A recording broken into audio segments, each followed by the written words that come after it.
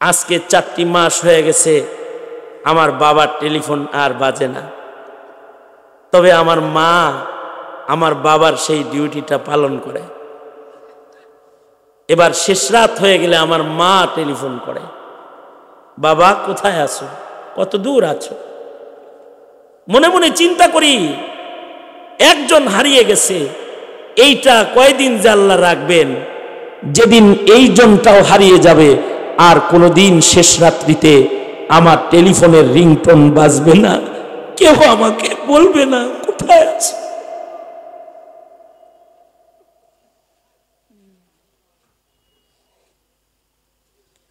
আমার ভাই ইকবালের বাপ আর কোনোদিন তাকে ফোন করবে না। তোমাদের অনেকের বাবা কবরে চলে গেছে, তারা আর কোনোদিন তোমাদের ডাকবে না। যাদের মা কবরে চলে গেছে তাদের মা কোনোদিন তাদের আর ডাকবে না। তাই যাদের মা বাবা আছে, রবের ফয়সালা হলো আমি যেমন তোকে মোহাব্বত করি, তোর মা বাবা তোকে অনেক মোহাব্বত করে, সুতরাং তোরা তোদের মা বাবার নাফরমান সন্তান হবি না। মা তোর সন্তানকে মোহাব্বত করে। একটারে মা জন্মের পরে আমারে কইছে যে মরে গেছে, আসলে অন্যের বাড়ি পালছে। মেয়েটা বড় হয়েছে তো আমার বাড়ি আসছে, আমার দেখা তার পছন্দ হয়েছে, আমি তাকে আদর করেছি। তো আমার বিবি বলে পরের মেয়ে মনে করে বুঝি আদর করো, এটা কিন্তু তোমার মেয়ে। আল্লাহর নবী মাসুম মাসুম মাইয়া দাফন করছি, ওগুলো আমারে ডাকে নাই। কিন্তু এই মেয়েটা বড় হয়ে গেছে, ওকেও আমি খেলার বাহানা করে জঙ্গলে লয়ে গেছি। জঙ্গলে যায় যখন আমি গর্ত করতেছিলাম, আমার মেয়ে আমার কপালের ঘাম গুলা মুছে দিতেছিল, আর আমার দাড়িগুলায় ধুলা লেগে যায়, এগুলো সাফ করতেছিল। আর বলতেছিল, আব্বু এত কষ্ট করে গর্ত করতেছে, তোমার ঘাম বের হয়ে যায়, তোমার দাড়িতে ময়লা লাগতেছে, কেন এত কষ্ট করো, পাথরের মাটি। আল্লাহর রাসূল গো, গর্ত করা শেষ হইলে দূরে খেলতে থাকা কন্যাটাকে কাছে ডেকে বললাম, মা কাছে আয়। কাছে আসলে গর্তের কাছে এনে তাকে বললাম, দেখ মা কি সুন্দর গর্ত। গর্তের কাছে আসলি বাবা না জল্লাদ হইয়া তার ঘাড়ে ধাক্কা দিয়া তাকে গর্তের ভিতরে ফেলে দিলাম। বড় বড় পাথরের টুকরা নিজের কন্যার মাথার উপরে মারতে লাগলাম। কন্যা আমার রক্তমাখা বদনে বড় নিরীহ কণ্ঠে আমায় ডেকে ডেকে বলতেছিল, আব্বু জীবনে মানুষের সামনে তোমাকে আব্বা বলে আমি ডাকবো না, তুমি আমার বাপ লাগো, এটা কারোর কাছে আমি বলবো না। তুমি যে এলাকায় থাকো ওই এলাকায় আমি থাকবো না, বাবা তাও জান ভিক্ষা দাও, জানে মাইরো না। ও আল্লাহর নবী, আমার মেয়ে আমাকে বাবা বাবা বলে ডাকতেছিল, কিন্তু আমি আমার মেয়ের একটা ডাকও শুনি নাই, জিন্দা দাফন করেছি। আমার আল্লাহ কি তাও আমাকে ক্ষমা করবে? আল্লাহর রাসূল বলেন, কালেমা পড়ার সাথে সাথে আল্লাহ তাআলা কালেমাওয়ালাকে এত ভালোবাসে যে তোমার ওই গুনাহ মহান আল্লাহ তোমাকে মাফ করে দিবে। আল্লাহর রাসূল বলেন, একটা কালিমাওয়ালাকে মহান আল্লাহ এত ভালোবাসেন, বান্দা আল্লাহর জান্নাতে বসার জায়গা চাইবে, কিন্তু আল্লাহ তাআলা এই বান্দা যাকে সর্বশেষ জান্নাতে বসার জায়গা দিবে, আল্লাহর রাসূল বলেন তার জান্নাতের বসার জায়গাটা কত বড় করে আল্লাহ দিবে জানো? তার জান্নাতটা হবে এমন পৃথিবীর 10 পৃথিবীর সমান। এটা হলো আল্লাহর ভালোবাসা। ময়দানে মাহশারে যাদের মুখে কালিমা আছে তাদেরকে আল্লাহ জান্নাতে নেওয়ার জন্য বিভিন্ন বাহানা দাঁড় করাবেন। আল্লাহর রাসূল হাদিসে বলেন, দুই বান্দাকে আল্লাহ নেকি বদি ওজন করার পরে বলবে তোর তো নেকি নাই, যা দোজকে চলে যা। এই দুজন দোজকের দিকে রওনা করবে, ফিরিস্তারা দুজনকে দোজকে নিয়ে যাওয়া আরম্ভ করবে। এই দুইজন জাহান্নামের দিকে দোজকের দিকে যাইতে থাকবে, কিন্তু এর ভিতরে একজন দোজকের দিকে যাবে আর ফিরা ফিরা আল্লাহর দিকে তাকাবে। আল্লাহ তাআলা তাকে কিছু সময় পরে ডেকে বলবেন, এই বান্দা দোজকে যাও, আবার আমার দিকে ফিরা ফিরা চাও কেন? বান্দা বলবে, আয় আল্লাহ, আলেমদের মুখে শুনছি আপনার দয়া অনেক মহান, তাই আজকে যদিও দোজকে যাইতে বলছেন আমি দোজকে যাই, কিন্তু আপনার ওই মহান দয়া যদি আমার উপরে আবার হয় এজন্য ফিরে ফিরে বারবার তাকাই। আল্লাহ তাআলা বান্দাকে বলবেন, এরে কালেমাওয়ালা, আমার রহমত সম্পর্কে তোমার এত ঈমান, তুমি আমার রহমতের উপরে এত আস্থাবান, যাও তোমার মতো আস্থাওয়ালা কালিমাওয়ালাকে দোজকে জ্বালাবো না, তোমার জাহান্নাম মাফ করে দিলাম, জান্নাত দিয়ে দিলাম। একটা কালিমাওয়ালার জন্য আল্লাহর মায়া এমন। আল্লাহর রাসূল বলেন, আর একজন যেটা জাহান্নামের দিকে যাইতেই থাকবে যাইতেই থাকবে, এইটা জাহান্নামের গেট পর্যন্ত চলে যাবে। এবার ধাক্কা দিলে দোজকের ভেতরে পড়ে যাবে। আল্লাহ তাআলা ফেরেশতাদেরকে বলবেন, ফেরেশতারা আমার বান্দাকে দোজকে ফেইলো না, তাকে আমার কাছে আনো, আমার দিকে ফিরাও তাকে। ফেরেশতারা আল্লাহর বান্দাকে আল্লাহর দিকে ফিরাবে। আল্লাহ তাআলা এই বান্দাকে জিজ্ঞেস করবে, বান্দা তোমার পাশের লোকটা বারবার আমার দিকে ফিরা ফিরা তাকাইলো, তাকে দোজক মাফ করে জান্নাত দিলাম, আর তোমারে দোজকে যাইতে বললাম, তুমি একটাবার আমার দিকে তাকাইলাও না। বান্দা বলবে, ওগো আল্লাহ, দুনিয়াতে তোমার একটা হুকুমও আমি মানি নাই, নামাজ পড়তে বলছো নামাজ পড়ি নাই, রোজা রাখতে বলছো রোজা রাখি নাই, হজ যাকাত সাদাকা খায়রাত কোনো হুকুম আমি মানি নাই, আজকে তুমি একটা হুকুম আমাকে করেছো দোজকে যাওয়ার, আজকের হুকুমটাও যদি না মানি তোমার বান্দা হওয়ার কোনো দলিল থাকে না।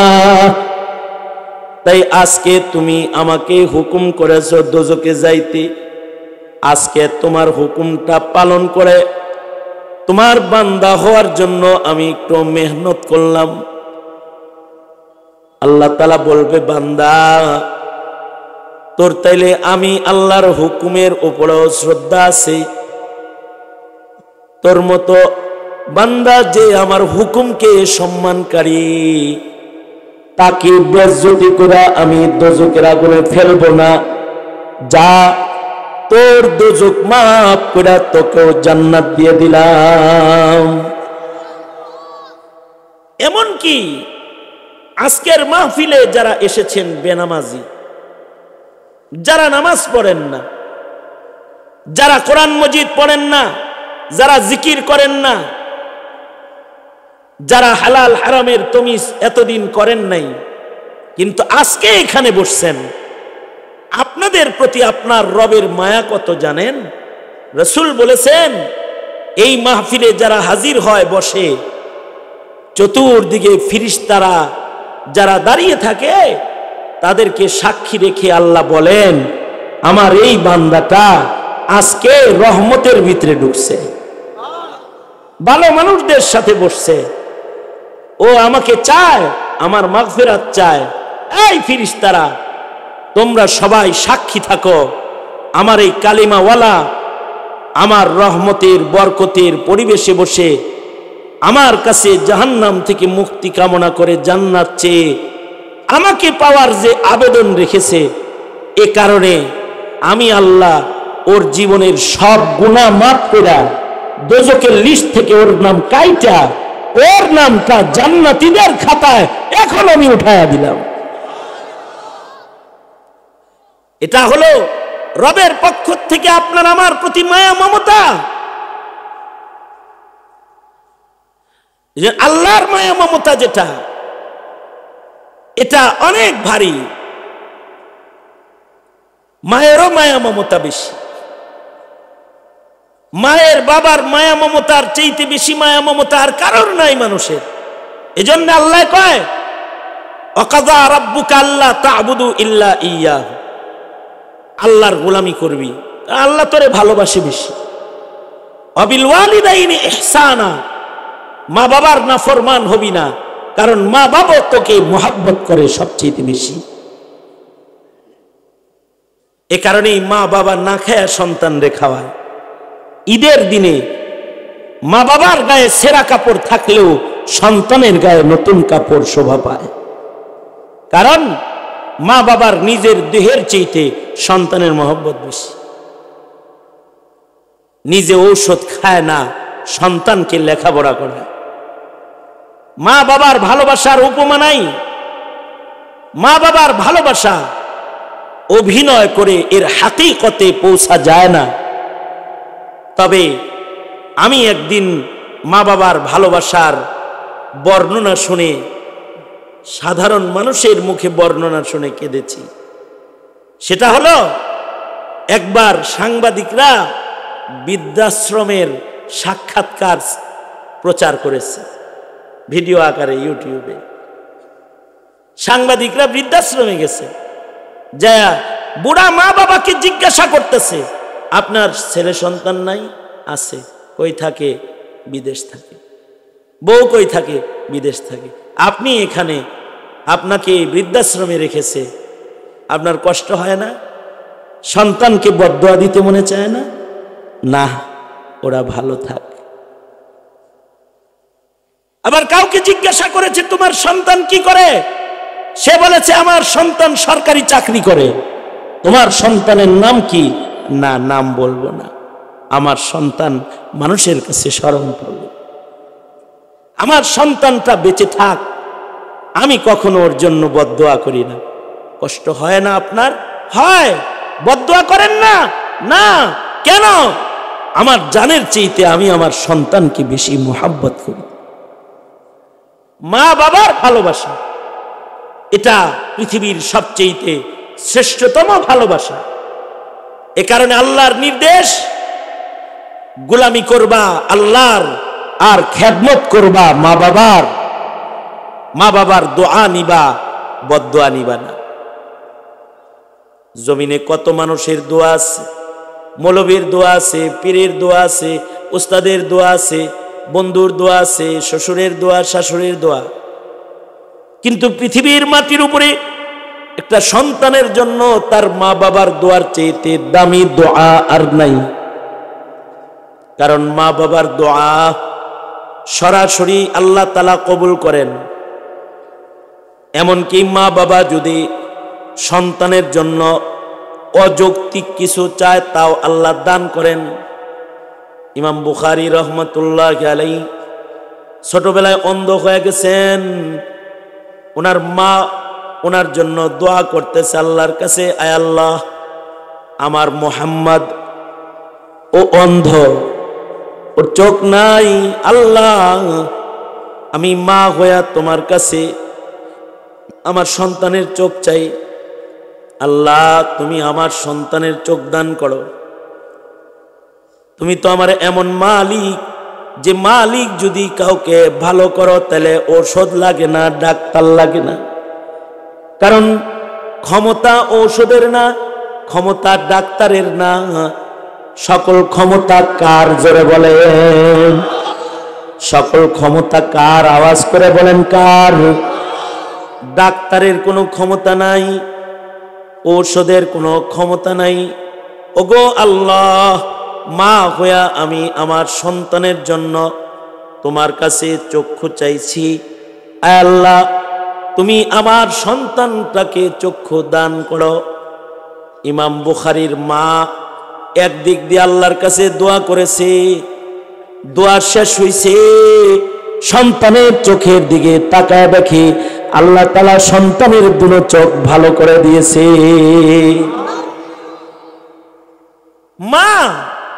মায়ের দোয়ায় তো আরো অসম্ভব কিছু হয়।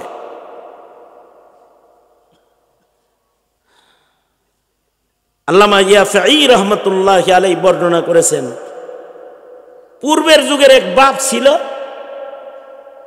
যেই বাবা সন্তান যদি মেয়ে জন্মাইতো তাহলে সেইটা যাইতো, মেয়ে দেখতে পারে না। আল্লাহর কি কুদরত! আল্লাহ যদি কাউরে মায়া দেয় 5টা 6টাও দেয়।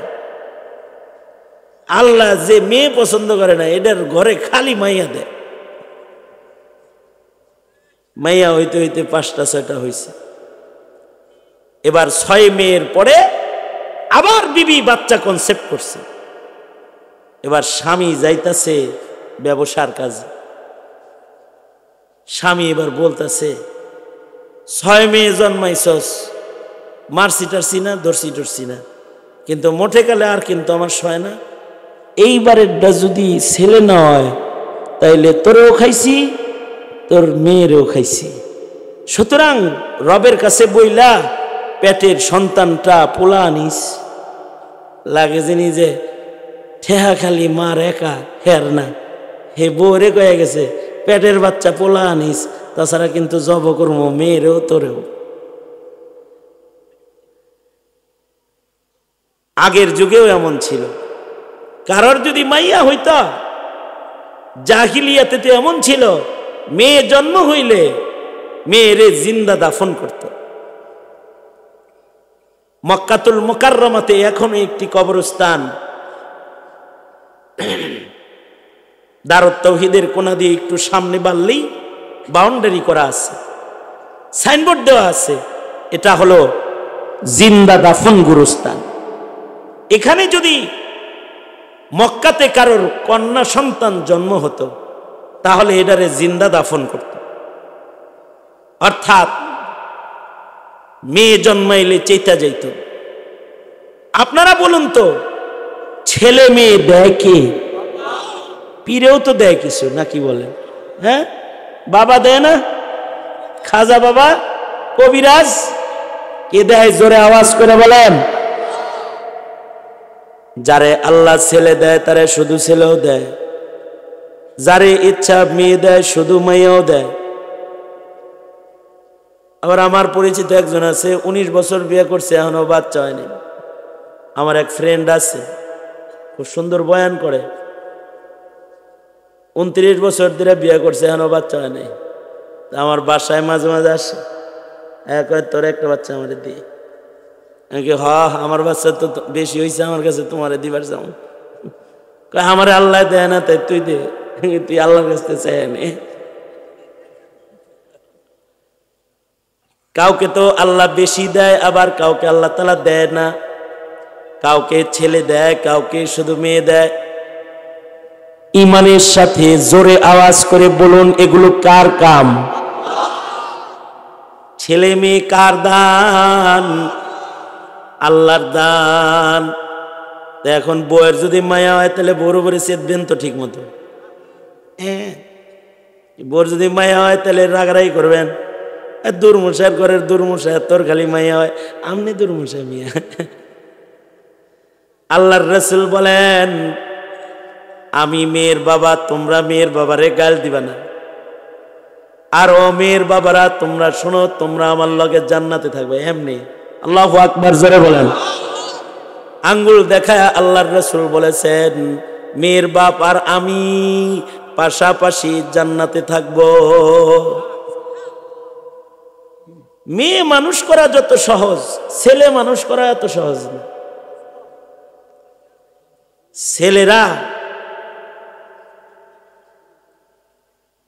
ছেলেরা বিপথে যায় তাড়াতাড়ি। আর এখন যে পরিবেশ, ফেসবুক, ইন্টারনেট, রাজনীতি, ছাত্র রাজনীতি, সবকিছু মিলিয়ে একটা ছেলে বাচ্চা মানুষ করা কঠিন। কিন্তু একটা মেয়ে ঘরে থাকবে, জরুরি ইলম শিখবে, পর্দা পশিদায় থাকবে, স্বামীর খিদমত করবে, সোজা জান্নাতে যাবে। মেয়ে দেখলে অনেকে চেতা যায়। মেয়ে দেখলে আদর করা চাই, মেয়ে হইলে খুশি হওয়া চাই, মেয়েরা বরকত নিয়ে আসে। আমারও 3 মেয়ে। হাদিসে আছে 3টি কন্যা যে সুপাত্রে তুলে দিল সে আল্লাহর রাসূলের সাথে জান্নাতে চলে গেল। একটা মেয়ে পালছে 1টা জান্নাত, 2টা পালছে 2 জান্নাত, 3টা পালছে 3 জান্নাত। মেয়ে হইলে খুশি না নারাজ? খুশি হইতে হইব। কিন্তু হে মিয়া কি কইতাছে, যদি তোর মাইয়া হয় তোরে খাইছি। এটা তো জাহিলিয়াতের অন্ধকার যুগের মানুষও এমন ছিল, মেয়ে হইলে জিন্দা দাফন করত। এক সাহাবী আল্লাহর রাসূলকে এসে বলে, আল্লাহর নবী আমি মদপান করেছি, আল্লাহ কি আমাকে মাফ করবে? আমি জেনা করেছি, আল্লাহ কি আমাকে মাফ করবে? নবী বলেন মাফ করবে। ওগো আল্লাহর নবী আমি খুন করেছি, তাও মাফ করবে? কালেমা পড়ো, আল্লাহ তোমারে তাও মাফ করবে। সাহাবী বলে, আল্লাহর নবী আমি ভয়ঙ্কর খুন করেছি, অর্থাৎ নিজের ঔরসের সন্তানকে জ্যান্ত মাটির নিচে দাফন করছি আমি। 1টা 2টা না, অনেকগুলা দাফন করছি। মেয়ে হইলেই নিয়া মাটির নিচে গাইতে রেখে আসছি। মা তো সন্তানকে মহব্বত করে। একটারে মা জন্মের পরে আমারে কইছে যে মরে গেছে, আসলে অন্যের বাড়ি পালছে। মেয়েটা বড় হয়েছে তো আমার বাড়ি আসছে, আমার দেখে তার পছন্দ হয়েছে, আমি তাকে আদর করেছি। তো আমার বিবি বলে, পরের মেয়ে মনে করে বুঝি আদর করো, এটা কিন্তু তোমার মেয়ে। আল্লাহর নবী মাসুম মাসুম মাইয়া দাফন করছি, ওগুলো আমারে ডাকে নাই। কিন্তু এই মেয়েটা বড় হয়ে গেছে, ওকেও আমি খেলার বাহানা করে জঙ্গলে লয়ে গেছি। জঙ্গলে যায় যখন আমি গর্ত করতেছিলাম, আমার মেয়ে আমার কপালের ঘাম গুলা মুছে দিতেছিল, আর আমার দাড়িগুলায় ধুলা লেগে যায়, এগুলো সাফ করতেছিল। আর বলতেছিল, আব্বু এত কষ্ট করে গর্ত করতেছে, তোমার ঘাম বাইরে যায়, তোমার দাড়িতে ময়লা লাগতেছে, কেন এত কষ্ট করো? পাথরের মাটি। আল্লাহর রাসূল গো, গর্ত করা শেষ হইলে দূরে খেলতে থাকা কন্যাটাকে কাছে ডেকে বললাম, মা কাছে আয়। কাছে আসলে গর্তের কাছে এনে তাকে বললাম, দেখ মা কি সুন্দর গর্ত। গর্তের কাছে আসলি বাবা না জল্লাদ হইয়া তার ঘাড়ে ধাক্কা দিয়া তাকে গর্তের ভিতরে ফেলে দিলাম। বড় বড় পাথরের টুকরা নিজের কন্যার মাথার উপরে মারতে লাগলাম। কন্যা আমার রক্তমাখা বদনে বড় নিরীহ কণ্ঠে আমায় ডেকে ডেকে বলতেছিল, আব্বু জীবনে মানুষের সামনে তোমাকে আব্বা বলে আমি ডাকবো না, তুমি আমার বাপ লাগো, এটা কারোর কাছে আমি বলবো না। তুমি যে এলাকায় থাকো ওই এলাকায় আমি থাকবো না বাবা, তাও জান ভিক্ষা দাও, জানে মাইরো না। ও আল্লাহর নবী, আমার মেয়ে আমাকে বাবা বাবা বলে ডাকতেছিল, কিন্তু আমি আমার মেয়ের একটা ডাকও শুনি নাই, জিন্দা দাফন করেছি। আমার আল্লাহ কি তাও আমাকে ক্ষমা করবে? আল্লাহর রাসূল বলেন, কালেমা পড়ার সাথে সাথে আল্লাহ তাআলা কালেমাওয়ালাকে এত ভালোবাসে যে তোমার ওই গুনাহ মহান আল্লাহ তোমাকে মাফ করে দিবে। জাহিলিয়াত মানুষ এত হিংস্র ছিল যে মেয়ে জন্মাইলে জ্যান্ত কবর দিত। আল্লামা ইয়াফি বলেন, এই বেটাও তার বউরে কয়, তোর যদি মেয়ে বাচ্চা হইছে তাহলে তোরেও জব করবো, তোর মেয়েরেও জব করবো, আল্লাহরে বইলা মাইয়া আনিস না, ছেলে আনিস। আশ্চর্য কারবার। সত্য সত্যই সন্তান যখন জন্ম হইছে তো সন্তানটা মেয়ে বাচ্চা জন্ম হইছে। এবার মা চিন্তা করে, আমার আগের 5টা সন্তানকে বাবা আদর করেছে, জুলুম করে নাই, কিন্তু এখন তো আমার এই সন্তানের উপরে বাবায় জুলুম করবে। ইয়াফি বলেন, মা সাথে সাথে নিজের সদ্য ভূমিষ্ঠ সন্তানটাকে আঁচলের পরে শোয়ায়া আল্লাহর কাছে সেজদা দিয়া বলে, আয় আল্লাহ, মায়ের পেটের বাচ্চাকে ছেলে বানাও তুমি, মেয়ে বানাও তুমি। তোমার কুদরত যেমন মার পেটের ভেতরে বাচ্চাকে ছেলে মেয়ে বানায়, আমি এমন দুর্বল রবের গোলামি করি না, আমি তো এই শক্তিশালী রবের গোলামি করি যে তুমি মায়ের পেটের বাইরেও মেয়েকে ছেলে বানাইতে পারো। আল্লাহ, তুমি কাদের মুতলাক, আমি মা হইয়া আমার সন্তানের জন্য তোমার কাছে চাইতাছি, আমার সন্তানের জীবনের নিরাপত্তার স্বার্থে ওগো আল্লাহ, আমার সন্তানটাকে তুমি ছেলে বাচ্চায় পরিণত করে দাও। ইয়াফি বলেন, মায়ের দোয়ার ধার এত, একদিক দিয়ে দোয়া করেছে, সেজদার থেকে মাথা তুলছে, আল্লাহ তাআলা কন্যাকে ছেলের দ্বারায় পরিবর্তন করে দিছে। মহান আল্লাহ মা বাবার দোয়াকে এইরকম পাওয়ারফুল কবুল করেন। এ কারণে আল্লাহর ফয়সালা, মা বাবার প্রতি তোমরা খেদমতের আচরণ করো, মা বাবার বদদোয়া নিবা না, দোয়া নাও। কারণ মা বাবার ভালোবাসা তোমার জন্য সর্বোচ্চ। তাই যদি হয়, যাদের পিতামাতা আছে, আজকে ওয়াদা করো মা বাবারে কখনো কষ্ট দিবা না, ইনশাআল্লাহ। মা বাবা আছে কার কার? মা আছে, বাপ আছে, অথবা মা বাবা দুজন আছে, হাত তোলেন। আপনারা আব্বা আম্মার দোয়া নিবেন, কখনো কষ্ট দিবেন না, কারণ মা বাবার মোহাব্বত শ্রেষ্ঠ মোহাব্বত। বিগত সরকার বিরোধী আন্দোলনের সময়, কারফিউর সময় আমার আব্বা জান ইন্তেকাল করেছে। শেষ রাত্রি যখন হইত, তখন আমার মোবাইলে আমার বাবার টেলিফোন বাজত। আমার মাও এটা জানতেন যে খালিদ রে কেউ ফোন না দিলে ওর বাবা শেষ রাত্রে ফোন দিয়ে জিগাইব, কই আছিস?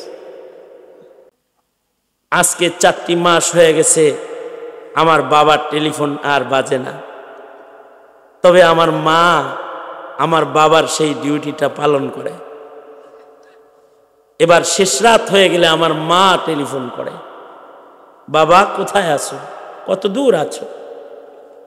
মনে মনে চিন্তা করি, একজন হারিয়ে গেছে, এইটা কয়দিন যে আল্লাহ রাখবেন, যেদিন এই জনটাও হারিয়ে যাবে, আর কোনোদিন শেষ রাত্রিতে আমার টেলিফোনের রিংটোন বাজবে না, কেউ আমাকে বলবে না কোথায় আছে।